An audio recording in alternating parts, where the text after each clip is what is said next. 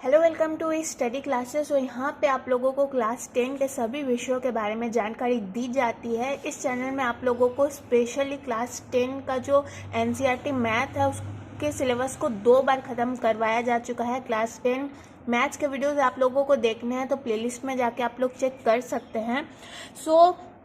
अब बात करेंगे हम लोग 2023 के एग्ज़ाम की, जो आप लोगों का नेक्स्ट बोर्ड का एग्ज़ाम होने वाला है 2023 में। उसके बारे में बात कर लेना बहुत ज़रूरी है क्योंकि कुछ ही महीने बचे हैं आप लोगों के फाइनल बोर्ड एग्ज़ाम में। मैं अब डेली टू डेली कुछ ऐसे वीडियोस लाऊंगी जो 2023 के परीक्षा के लिए इम्पॉर्टेंट रखते हो। ऐसे टॉपिक के बारे में हम लोग अब एक एक वीडियो में बात करते चलेंगे। तो आज हम लोग बात करेंगे हिंदी पेपर की। तो हिंदी पेपर के लिए निबंध जो है वो काफ़ी मायने रखता है, क्योंकि अगर आप झारखंड बोर्ड की बात कर ले तो शायद 5 या 8 मार्क्स के लिए एक निबंध पूछा जाता है। वैसे ही बिहार बोर्ड, हर स्टेट बोर्ड में एक निबंध पूछा जाता है जो आप लोगों को अपने मन से लिखना होता है। तो आज मैं एक इम्पॉर्टेंट निबंध के ऊपर बात करूंगी, वो है भारतीय किसान। देखिए, निबंध लिखने का भी जो है एक तरीका होता है। अगर आप एक निबंध को लिख रहे हैं और सबसे पहले उस निबंध में इम्पॉर्टेंट फैक्ट्स को, इम्पॉर्टेंट पॉइंट को एक बिंदु की तरह लिख ले, एक हाईलाइट करके लिखे, तो जो आप लोगों का एग्जामिनर होगा, जो आपका पेपर चेक करेगा, उसके माइंड में एक बहुत ही अच्छा इफेक्ट जाएगा कि ये विद्यार्थी जो है उसको चीज़ों के बारे में सही रूप से पता है, उसने निबंध में कुछ उल्टा सीधा नहीं लिखा है, उसको जानकारी है तभी उसने कुछ लिखा है। तो अगर आप निबंध में क्या करते हैं, जो आपका टॉपिक है, मान लीजिए भारतीय किसान है, तो उसके पहले में आप लोगों ने लिख लिया, संकेत बिंदु करके लिख लिया कि भारतीय किसान का परिचय। सबसे पहले आपने परिचय दिया कि भारतीय किसान होता क्या है, उसका जीवन शैली क्या है। फिर आपने लिखा कि किसान की सादगी एवं परिश्रम, वो किस हद तक अपनी मेहनत को दिखाता है, अपने खेत में वो परिश्रम करता है। ठीक है। फिर तीसरा टॉपिक आप लोगों का बन जाएगा, पॉइंट बन जाएगा, स्वावलंबन और किसान का सबसे बड़ा हथियार। तो अगर आप इस 1-2 पॉइंट में अपने पूरे निबंध को लिखते हैं इस तरीके से, तो एक अच्छे मार्क्स की कल्पना आप कर सकते हैं। ठीक है। तो आप लोगों को ऐसा नहीं है कि 5-6 पॉइंट्स लिखने हैं। अगर आप 3 से 4 पॉइंट्स भी लिखते हैं और उसके अंदर ही अपने निबंध को अपने कम शब्दों में खत्म करते हैं, तो आपके लिए अच्छे मार्क्स आप ला सकते हैं। ठीक है। तो चलिए अब आगे बात करते हैं। सबसे पहले हम लोग परिचय को देखेंगे कि भारतीय किसान का परिचय क्या है। तो पहला है कि भारतीय किसान के शरीर और मन में धरती माता क्षमता और दृढ़ता बनकर बैठी है। ठीक है। संतोष और परिश्रम में भारतीय किसान सबसे ऊपर है, उसके सद्गुणों की प्रशंसा की जानी चाहिए।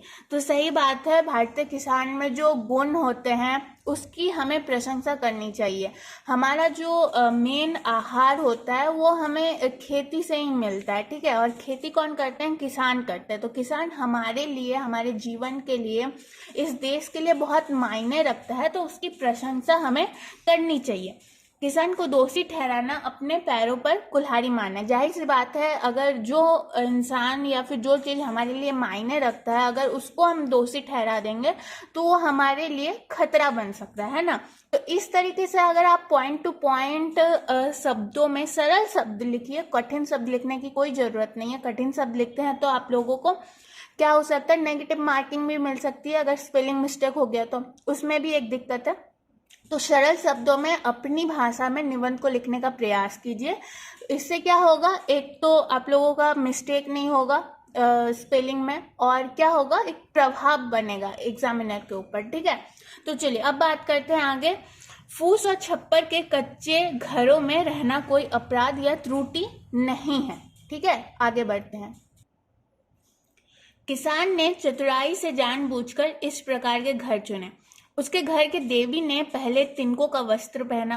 किसान अपने घर को बांस और बल्लियों के टाट से, जंगल की घास फूस से, अपने ताल की मिट्टी से पाती हुई कच्ची ईंटों से बनाता है।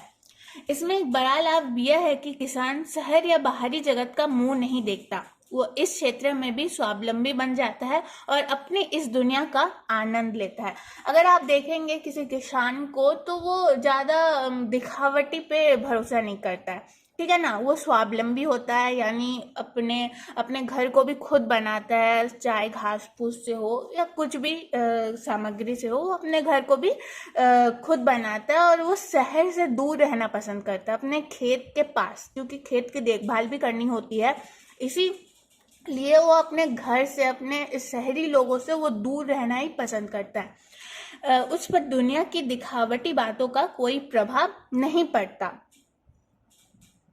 किसान अपने समाज एवं देश का अन्नदाता होता है। ये मैं पहले ही कह चुकी हूँ कि किसान जो होता है वो हमारा अन्नदाता होता है। वो हमें अन्न देता है, साग सब्जी देता है, फल फूल, फिर दाल, सबकी खेती जो है वो किसान ही करता है, तो वो हमारे अन्नदाता हुए। ठीक है, अन्न उत्पादन के बिना समाज एवं देश का अस्तित्व नहीं रह सकता। जाहिर सी बात है, अगर अन्न नहीं रहेगा तो इंसान खाएगा क्या? इंसान नहीं खाएगा तो जाहिर सी बात है कमजोर पड़ जाएगा और वो दूसरे परिश्रम में अपना योगदान नहीं दे पाएगा। मान लीजिए कोई डॉक्टर है, कोई इंजीनियर है, वो क्या करता है? लोगों की सेवा ही करता है। किसान भी लोगों की सेवा ही करता है, लेकिन सबसे बेसिक में सबसे ज़्यादा जरूरी कौन है? किसान है, क्योंकि किसान जो है वो खेती करता है, हमें अन्न देता है, और वही अन्न खा के डॉक्टर्स, इंजीनियर आज हमारी सेवा करता है। ठीक है, तो सबसे ज़्यादा इम्पोर्टेंट कौन है? किसान हो गए।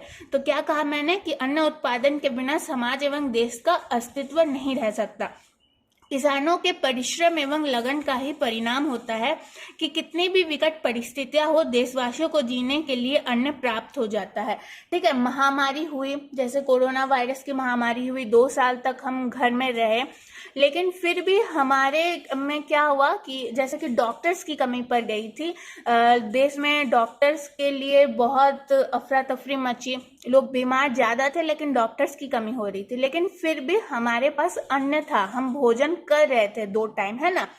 क्यों? क्योंकि किसान है हमारे पास, वो दिन रात परिश्रम करते हैं, लगन करते हैं, जिसके फलस्वरूप हमारे पास अन्न की कमी नहीं होती है।